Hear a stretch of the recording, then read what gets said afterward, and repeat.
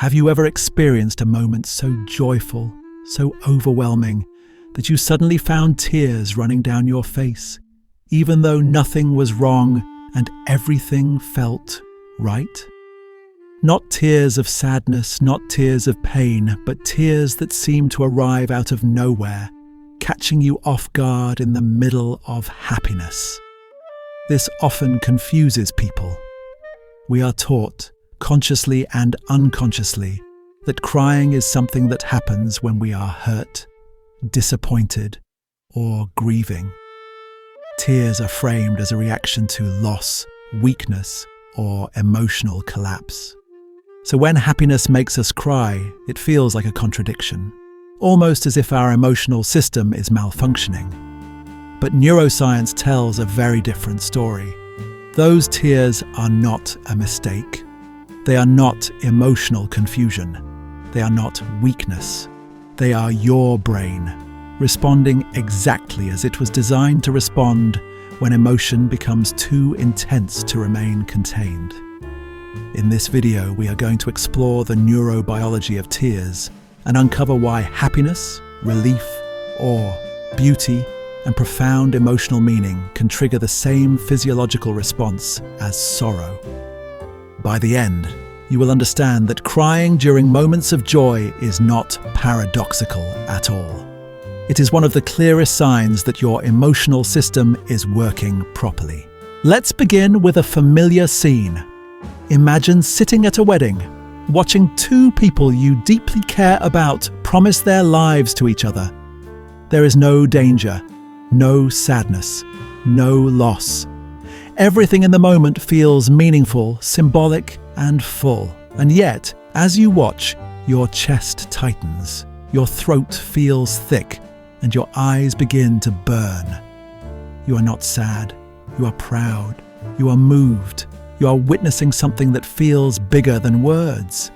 And yet, you are crying.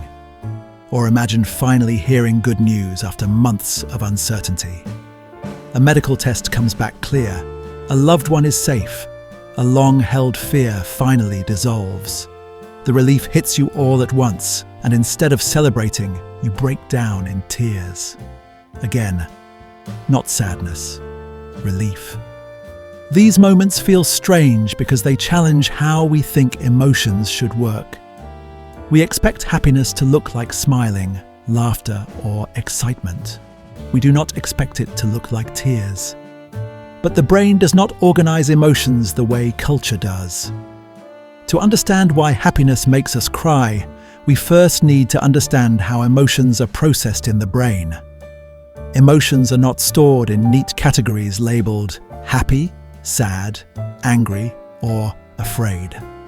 Instead, neuroscientists often describe emotions using two main dimensions: valence and arousal. Valence refers to whether an emotion feels positive or negative. Happiness has positive valence. Sadness has negative valence. But arousal refers to something different: intensity. How strongly the nervous system is activated. Calm satisfaction is low arousal. Mild disappointment is low arousal. But extreme joy, deep grief, intense fear, and overwhelming awe are all high arousal emotional states. Here is the critical insight. Extreme happiness and extreme sadness both sit at the high end of emotional arousal. They feel different subjectively, but biologically they activate many of the same systems. This is why happiness can produce tears. Crying is not a sadness response. It is an intensity response.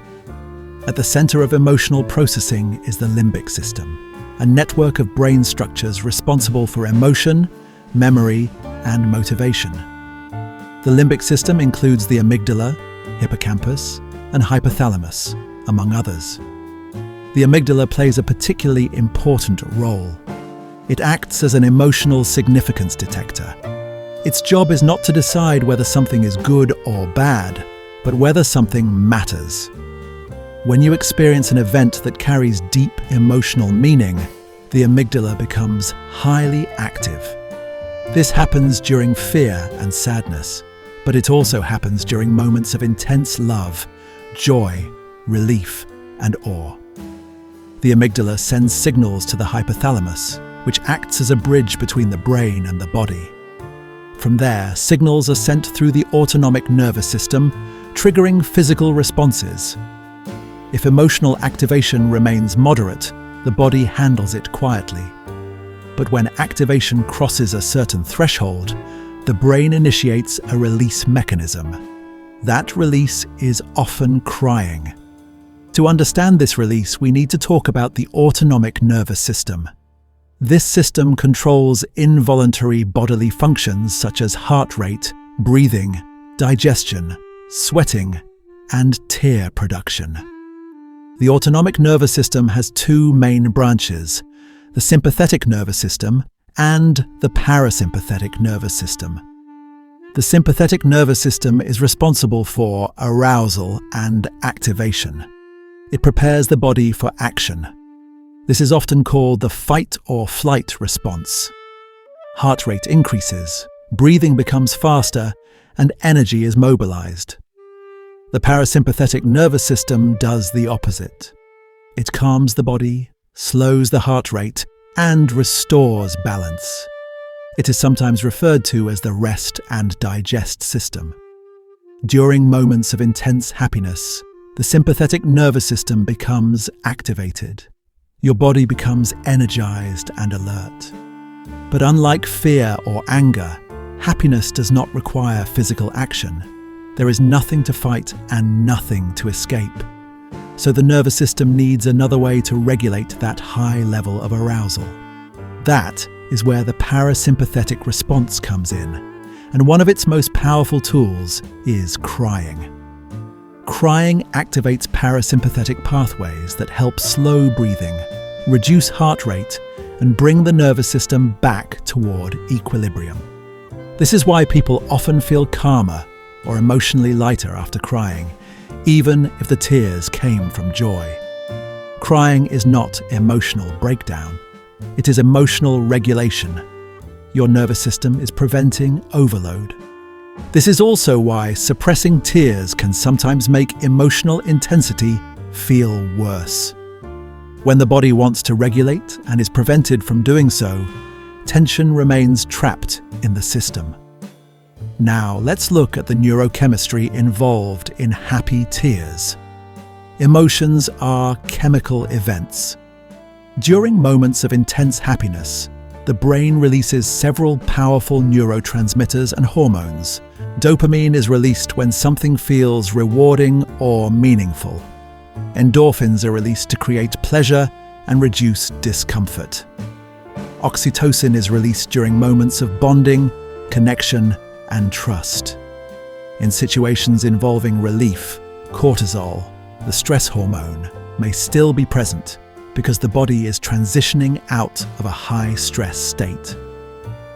When these chemicals surge rapidly and simultaneously, the brain experiences what can be described as biochemical overflow. The system becomes saturated. Tears help regulate this chemical surge. Emotional crying has been shown to reduce arousal and help stabilize mood. In other words, tears help the brain return to balance. This explains why happy crying often occurs during moments that combine multiple emotional elements at once. Joy alone might not trigger tears, but joy mixed with relief, gratitude, love, and meaning often does. Think about weddings, reunions, or moments of survival. These experiences activate multiple emotional circuits simultaneously, pushing the system past its regulatory threshold. The result is tears. There is also an evolutionary and social dimension to crying that helps explain why happy tears exist. Long before humans had complex language, emotional expression was a primary way of communicating internal states to others. Crying is one of the most visible and powerful emotional signals the human body can produce. When someone cries, observers instinctively pay attention. Crying signals vulnerability, sincerity, and emotional importance. When crying occurs during happiness, it communicates something specific. This moment matters deeply. From an evolutionary perspective, this signal likely helped strengthen social bonds. Shared emotional moments create trust and cohesion within groups. Happy tears may have reinforced connection during moments of shared meaning. They are not weakness, they are social glue. Another key factor behind happy tears is emotional contrast. The brain is highly sensitive to sudden emotional shifts. Relief, in particular, often produces tears because it involves a rapid transition from stress to safety. When a threat is removed or uncertainty ends, the nervous system releases stored tension. Tears are one way that release occurs. Awe works similarly. Awe arises when something feels vast, profound, or beyond easy understanding. The brain struggles to integrate the experience cognitively, so it releases emotionally. This is why people cry at music, art, natural beauty, and spiritual experiences. These moments overwhelm cognitive processing and trigger emotional discharge. It is important to clarify what happy tears are not. They are not emotional instability. They are not a lack of control. They are not immaturity or weakness. They are a sign of a responsive emotional system, one that is capable of fully experiencing meaning. In a culture that often rewards emotional suppression, composure, and constant productivity, happy tears are a reminder that humans were never meant to experience life at a distance. We were designed to feel deeply. The real paradox is not that happiness makes us cry. The real paradox is that we ever believed tears belonged only to sadness. Tears serve the same purpose regardless of what triggers them. They help us process overwhelming emotion. They help regulate our nervous system. They help us connect with others. They are the body's way of saying this moment matters. So the next time happiness brings tears to your eyes, do not judge it or suppress it. Your brain is not malfunctioning. It is doing exactly what it evolved to do. Feeling deeply, even when it overflows, is not a flaw. It is a feature. If you enjoyed this deep exploration of psychology and the human brain, and you want more content that explains complex emotional experiences in a calm, human way, consider subscribing to the channel. And if you have ever cried from happiness, share this video with someone who has done the same, even if they never knew why.